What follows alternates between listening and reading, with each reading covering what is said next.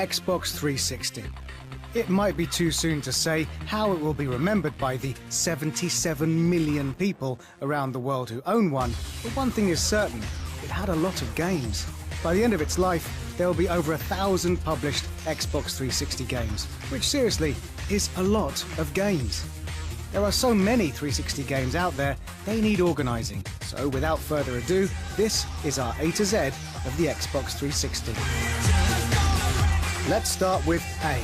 And if you're starting to explore the library of games on the Xbox 360, you could do much worse than the exclusive psychological thriller Alan Wake. B is for Batman, always, but on the 360, that means two games in particular, Arkham Asylum and Arkham City. C is for Crackdown, a 360 exclusive and one of the most enjoyable open-world games of this generation.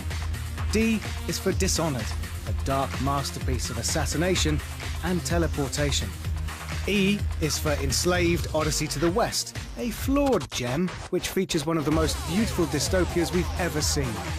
F is for Forza Motorsport 4, the pinnacle of the series when it was released, and dare we say, the best racing game in the world? G is for Gears of War.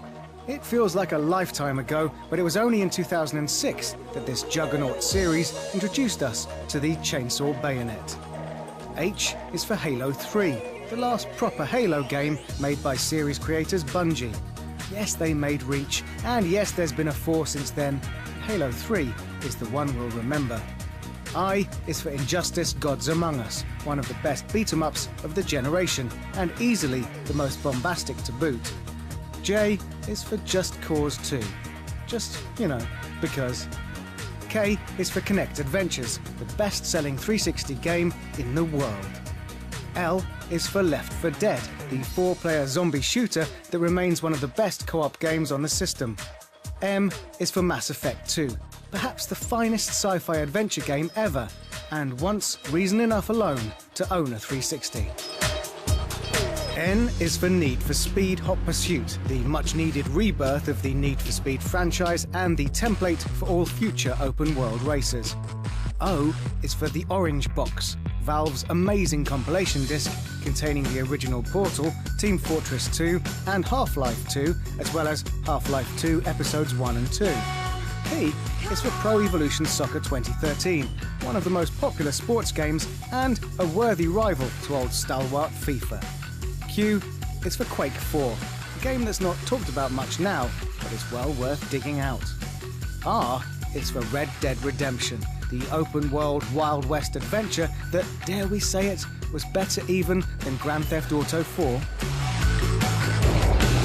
S is for Super Street Fighter 4, the best fighting game of the generation, without question, so we have declared it.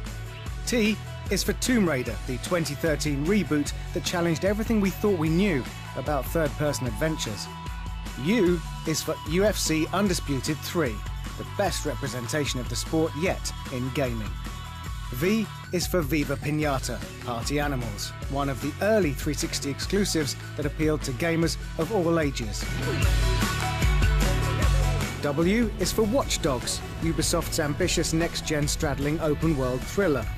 X is for XCOM Enemy Unknown, the surprisingly faithful and fulfilling remake of a classic. Y is for You Don't Know Jack, which if you don't know about, you should. And Z is for Zoid's Assault. Alright, we got nothing good here. There's over 1,000 games on the 360, and yet we're lucky there's a Z at all.